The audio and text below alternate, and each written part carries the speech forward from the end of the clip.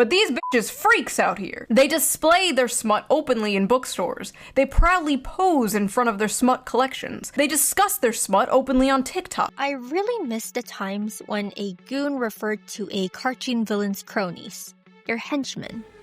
Because, if you ask me, we are descending into a brand new territory of BookTok Madness. And good lord, do I wish I was joking. Thought furries were bad? You'll have to think again. Some of what you're about to see will make Christian Grey, no, scratch that, even Massimo, seem like harmless bed warmers. BookTok is a very interesting place, and any book fans out there know how it has absolutely destroyed the hobby of literature and just flooded it with absolute slop. Spicy slop. Slop, in all honesty, would be a massive understatement to describe the state of BookTok these days. I dare say it's been sloppy for a while now, but my goodness, is it on a whole other level of please gauge my eyes out these days. As someone who avidly devours a good chunk of fantasy books, I'm not blind to these, spicy iterations. Because, truth be told, you dip your toes once into this madness, and suddenly, you're drowning in shit you didn't even sign up for. Literally, I go over to TikTok, hoping to find something angsty so I could peacefully wallow in some fictional dude's misery, but just look at the options. I accidentally summoned a demon boyfriend. That time I got drunk and saved a demon. Gentling the beast. Cupcakes for my orc enemy. Mane of my existence. The gargoyle and the spinster. The widow and the orcs. Hoarded by the dragon. There's something about dragons. Getting it on with gargoyles. Gotten by the gator. Mated to the mountain bear. Yes, peak literature. Don't you just love curling up into a little chair, flipping open a softbound, or turning on your Kindle, then word for word relishing a banger titled along the lines of Cupcakes for my orc enemy. To think they say literature is a dead art. And God forbid you hop into one of these blind. I remember mindlessly looking through books to read one day. Quite literally, I was avoiding those covers. You know, the ones where you can really tell that our dear male lead is a hulking 7-footer, and our sweet female lead is like, what, 5 feet flat at most? So there I was, judging books by their cover. I found a pretty nondescript one, hoping to find a simple fantasy read to let my boredom fizzle out. Huge mistake if you ask me, because the moment I flipped to the second page, our MC, she was shamelessly banging with some monster whose kind I can't even remember the name of. Now look, I don't mind a steamy scene, but in the second chapter? Wait, actually, not even the second chapter, the second page. It's a bold choice, to say the very least. Plus, with a literal beast no less. In an ideal universe, I wouldn't be judging this as much as I am doing so right now. Look, I just sat there, eyes wide as I slowly backed out of the sight, because really, what else is there to do? My flabbers have been gasted, if you will. And sure, you can call me a prude, but in my defense, the male lead in question here is a notably large eldritch horror. Which, hey, if you're into that, then who am I to say anything? Still absolutely not my thing, though. Reading this, and the whole time I'm thinking like, okay, he probably has like a human head, right? He probably like looks something like this, like, you know, just a dude with like horns. Then I see the official artwork. That's a cow. Bro is a cow. Bro is a straight up cow. In a few parts they're being intimate, and it will be like, his hooves clip-clopped. My hooves will tear up your sheets. And it's like, I'm sorry, his what? The incriminating book in question here is the very eloquently written tome titled Morning Glory Milking Farm. And truly, it is as graphically strange as you've heard just now. Hell, the word strange is barely even scratching the surface here. I'll admit, it freaks me out. Not in the, oh, that's so freaky way, but more so in a I'm 2 seconds away from filing a goddamn restraining order type of way. It's not my cup of tea, but if you know how I am, I find it genuinely difficult to look away from a dumpster fire when I see one.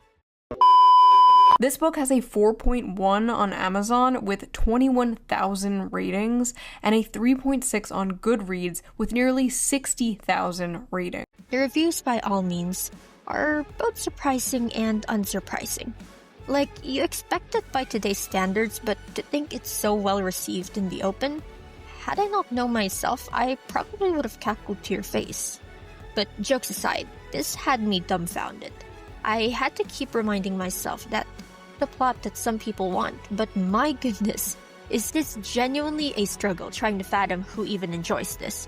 Though, with irrefutable proof of its success, I suppose I couldn't just gloss over its merits. However, I feel like I wouldn't be crazy to say that I have very little interest in taking in even a paragraph of this show. Something about it screams brain rot to me, and I believe it couldn't really lead me to think otherwise anymore. This book could kill a Victorian child. 5 stars, I'll never look at a jug of milk the same. Unironically, it would be like the literary equivalent of quenching a 14th century peasant's thirst with some Mountain Dew. I'm not a Victorian child, but the entirety of the book makes me feel quite faint. Though it is worth noting that some people, especially the ladies, mind little of it. Or if they do, then it seems that they don't ponder over the details all too much. Because, believe it or not, BookTok is essentially flooded with works like this. I, for one, can't say I'm any happy about it.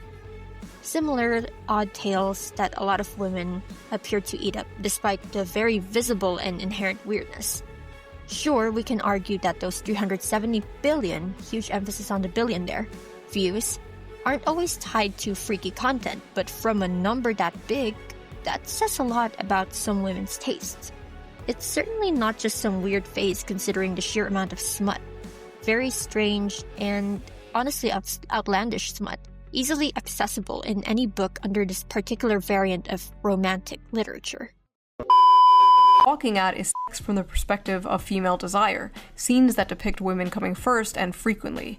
And what they are surprised by is the women they know love these scenes. In one video, a guy declares, "Now I know why women enjoy book clubs and wine," but his astonishment in itself is astonishing. Like, what do you think adult women were into? Not having sex and drinking wine? Grow up. Now, they do have a point here. Naturally, regardless of what you yourself indulge in, you can't exactly deny people of fantasies they have. I've never said it up front, but books are premier for fantasizing, assuming you're imaginative enough.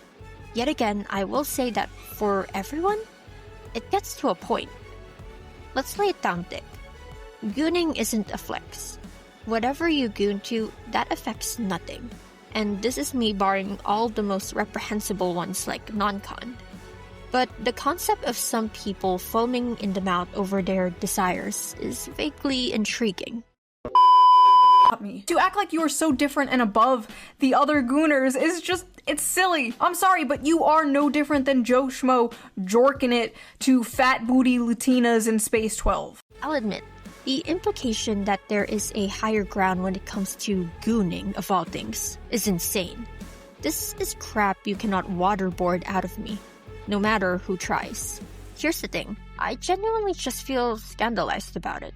Like, yes, you have your nose buried in a book and all that jazz, but it's bizarre to imagine someone being perfectly fine with that. But now being clearly pissy when some dude consumes the same content, just not through words, but also visual media. Frankly enough, it's hypocritical. I would say that if you thirst for degeneracy, then it's probably best to accept it for what it is, no?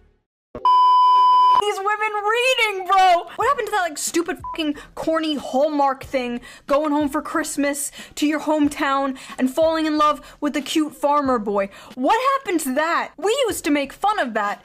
We truly did not know what we had until it was gone. Now women out here fantasizing about getting their asses clapped by demons and werewolves and goblins and ghouls. I can't believe I'm saying this, but this is true. While we may have, or probably still do, clown on Hallmark movies, you remember them, right?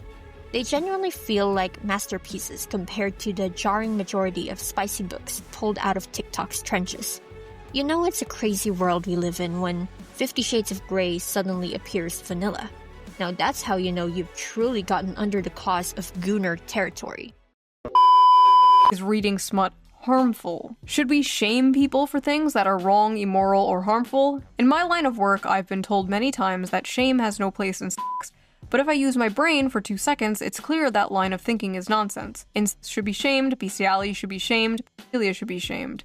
I'm not equating monster smut with these things, but there are 50 shades of gray, so to speak, along the spectrum of harmful. Conditioning your brain and body to associate pleasure with monsters, slavery, or sexual violence is not healthy. Basically, they're cooked. Like, women are cooked. They are frying their brains with this stuff. Just as I have pointed out earlier, it's literally rotting some women's brains out. And for the record, it should come as a PSA for everyone that associating horrific things with pleasure doesn't bode all too beautifully. I mean, think about it. You're literally taking something that induces fear, connecting it to a good feeling. Perhaps at the beginning, you can still easily differentiate fact from fiction. But when you're in too deep, you really are cooked. Frankly enough, it messes with your psyche, desensitizing you to certain horrors because now, you don't view it as a threat. And that makes it dangerous. While I don't think banning such literature is a great option, it would help if people stop framing crazy shit like bestiality, very questionable age gaps, power imbalances, and the likes as romantic. Believe me when I say that perception and interpretation mean a lot. Why else do you think people are so staunchly against having children getting their hands on works like these? Aside from the obvious fact that they cover mature themes children aren't ready for yet, let's face it, they're f***ed up. If the toxic behavior in fiction is presented in a nice box with a cute ball promising no harm, you're basically just asking for young people to see it as normal. And when it's been normalized in their head, even the messiest feats don't seem f***ed up anymore. As for whether you like f***ed up or not, that's really only for you to decide. Like with many things in life, it boils down to one word: control. Easier said than done, yes, but the big changes really start small. That means finding hobbies, most especially seeking out other books or forms of media away from gooner content. That's not to say you should pursue monkhood, but small acts of self-discipline instill control in oneself. And that is a lesson I myself have to learn as well. It's pretty easy to get swept up in life, especially when you've already been exposed to physical pleasures. You'll seek it for a reason, and your mind may crave it when the lines begin to blur between insane fantasies and the reality of having a moral compass to stop you from acting on them. Funnily enough, moral compasses can break. Goon too close to the sun and you'll naturally get decimated, figuratively and literally. Hence why we have to be careful. You never know when your choices end up doing more damage than good. So this is not the end. Keep your eyes and your ears open since we are nowhere near done. Before that, let me ask you, what's the craziest thing you've seen on BookTok? I'd love to hear your experiences. Once again, it's Current Champ. Peace. And I'ma just do me. A new thing hold me down on 2 feet. That's 10 toes, bust 4, 5, and 6 foes. Need 2.